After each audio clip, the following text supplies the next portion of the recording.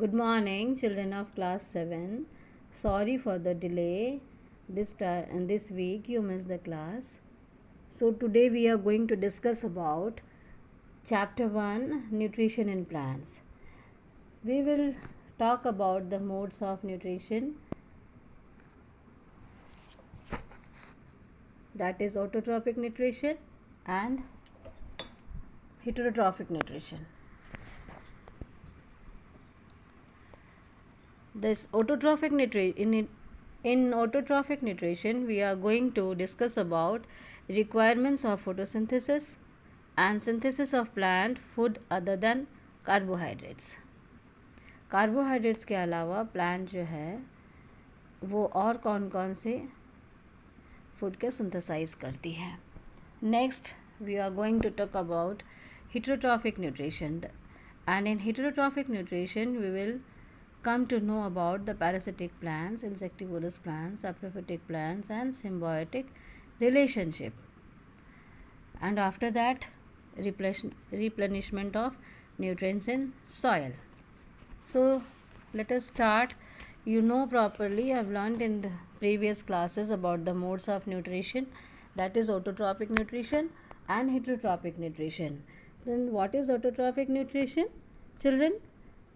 Autotrophic nutrition is the mode of nutrition in which an organism prepares its own food from simple substances. Such organisms are called autotrophs. जो living thing, जो भी जीव अपना भोजन स्वयं बनाते हैं, खुद ही बनाते हैं, उन्हें ऑटोट्रॉप्स कहा जाता है. Autotrophic nutrition is found in plants. Plants जो है वो अपना भोजन खुद बनाते हैं. You know properly, plants have green colored pigment called chlorophyll, which helps them to prepare carbohydrate from water and carbon dioxide in the presence of sunlight, and you know that it is photosynthesis. Okay. और heterotrophic nutrition किसे कहते हैं? The mode of nutrition in which organisms take nutrition from or depend upon other organism is called heterotrophic nutrition. Okay.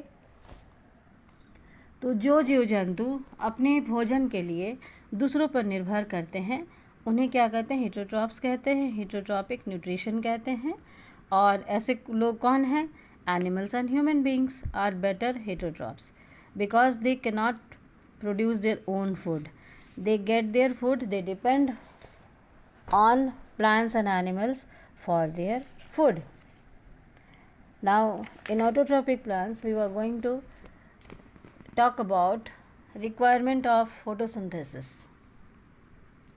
The raw material required for photosynthesis are sunlight, chlorophyll, carbon dioxide and water. Photosynthesis will not take place in the absence of any of these.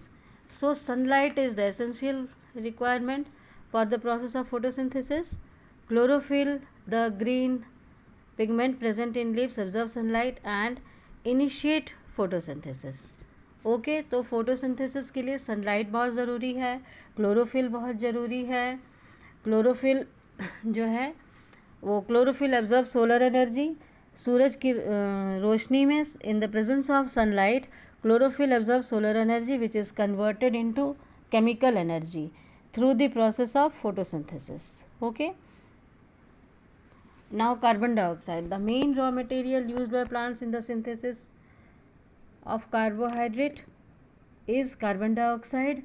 Carbon dioxide present in atmosphere is taken in by plants through the stomata in their leaves. Carbon dioxide कैसे लेते हैं? Plants stomata में जो pores होते हैं उसके द्वारा carbon dioxide absorb करते हैं और उसको कार्बोहाइड्रेट में कन्वर्ट कर देते हैं. Now the fourth one is water. Water is another raw material required for the synthesis of carbohydrate by plants, and the water is transported to the plants and to the leaves and the plants by the roots. Now photosynthesis, the process of photosynthesis of food by green plants from carbon dioxide and water in the presence of chlorophyll and sunlight is known as photosynthesis. You can see the equation over here. Carbon dioxide plus water in presence of sunlight and chlorophyll, it makes glucose and oxygen. Oxygen is released through the stomata for us to inhale. chlorophyll is present inside chloroplast. And stomata is present in the leaves. The small spores are known as stomata, and the singular form of the stomata is stoma. Now, what is the importance of photosynthesis? Photosynthesis produces food for the plants. These plants in turn serve as food for other organisms like animals and human beings. Photosynthesis helps to maintain the balance between oxygen and carbon dioxide. Photosynthesis provides oxygen for breathing of all living organisms, and therefore the plants and the animals and human beings all depend upon each other for their survival. Now synthesis of plant food other than carbohydrates. अब ये जो है photosynthesis के द्वारा carbohydrates which is the combination of carbon and hydrogen, इनका तो synthesis हो जाता है. But what about the other nutrients like proteins and fats? There are some bacteria present in the soil called nitrogen fixing bacteria that convert atmospheric nitrogen into usable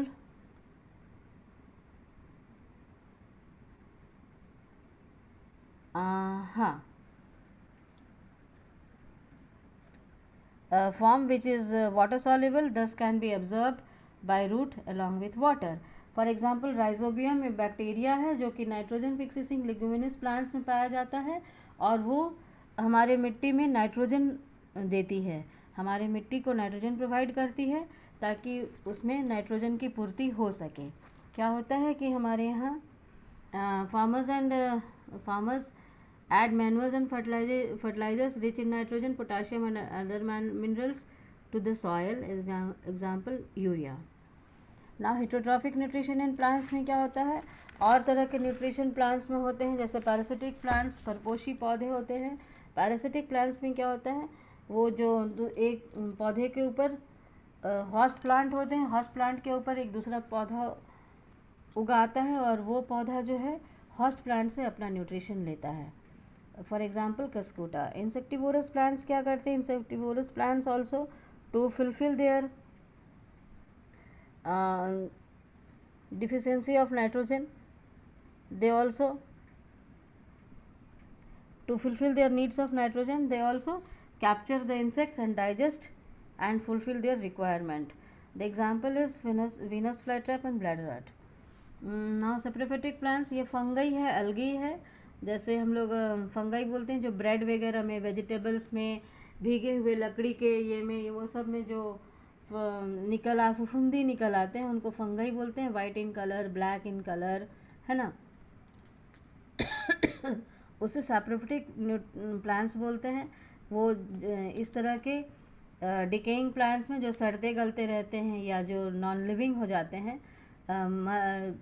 ये non living things में वो develop करते हैं और उनसे nutrition लेते हैं. Now symbiotic relationship, this type of relationship is unique in which two organisms, दो plants या दो animals होते हैं, वो एक साथ रहते हैं और एक दूसरे की पूर्ति करते हैं. जैसे lichen plant है.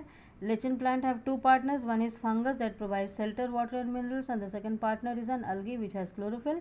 It make food by photosynthesis and share with the fungus. Now replenishment of nutrients in soil. Replenishment of nutrients in soil कहने का मतलब कि मिट्टी में जो पोषक तत्व होते हैं उसमें से जब बहुत ज़्यादा सॉइल में बहुत ज़्यादा न्यूट्रिएंट्स होते हैं, लेकिन कुछ प्लांट्स जो होते हैं वो कुछ इम्पॉर्टेंट न्यूट्रिएंट्स का उपयोग ज़्यादा करते हैं और कुछ का उपयोग कम करते हैं. तो जिनका उपयोग ज़्यादा करते हैं उनकी कमी हो जाती है मिट्टी में. This important nutrients absorbed by plants from soil are nitrogen, potassium and phosphorus. Some crops use some nutrients in large amount. वही मैंने जैसे बताया कि जैसे गेहूं की खेती के बाद मिट्टी में नाइट्रोजन की कमी हो जाती है, तो उसके बाद क्या करते हैं फार्मर्स दलहन की खेती करते हैं.